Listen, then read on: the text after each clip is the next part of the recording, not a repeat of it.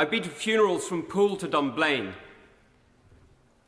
I've watched good men go into the earth, taking with them a part of me and a part of all of us.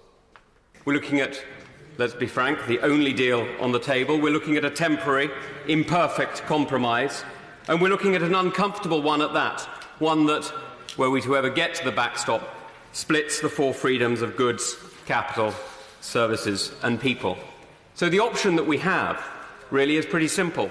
It's threefold. Either we agree with this compromise, or we push for a second referendum, which I think is a terrible idea, as it simply leads to more uncertainty, more indecision, or we walk away.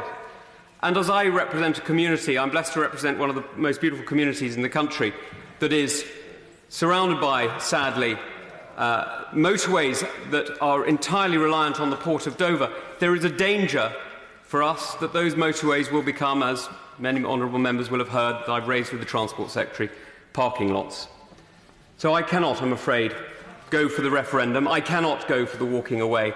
And I am left, really, with only one choice. Now, I don't say this with any joy, but it is not our role to shirk responsibility. It is not our role to avoid decisions, but it is our role to take them.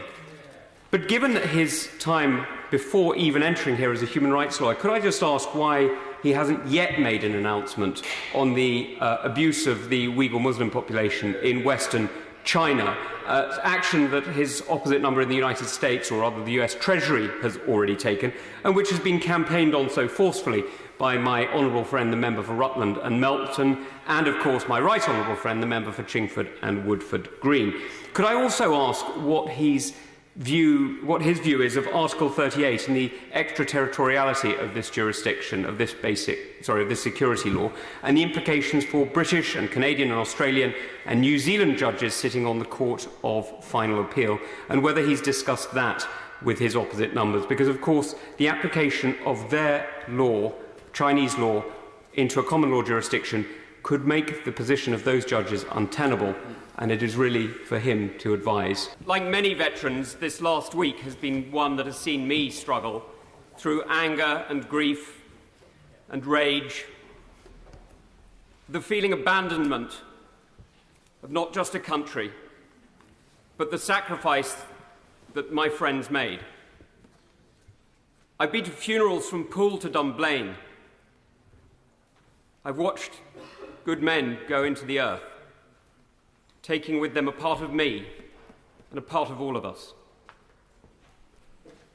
And this week has torn open some of those wounds, left them raw, left us all hurting. And I know it's not just soldiers. I know aid workers and diplomats who feel the same.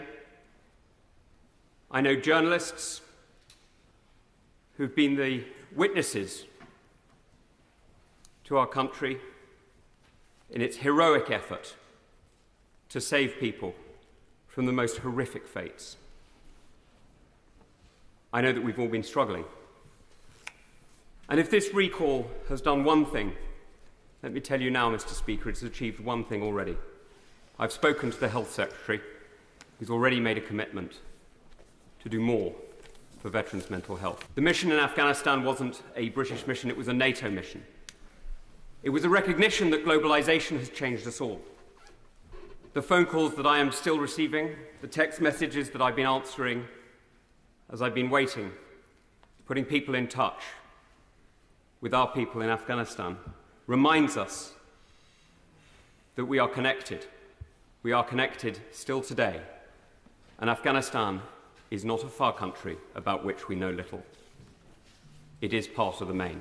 May I ask him, however, to look wider than simply the Russian people, and to look at all those who are enabling Putin's economy, those who sit on boards of the businesses that finance him, whether they are former chancellors of Germany or former prime ministers of France. May I ask him to look here, close to home, at those who enable, who propagate the propaganda that is being used by Putin to undermine his own people and free people everywhere, and to update the Treason Act so that we can identify them and call them what they are, traitors.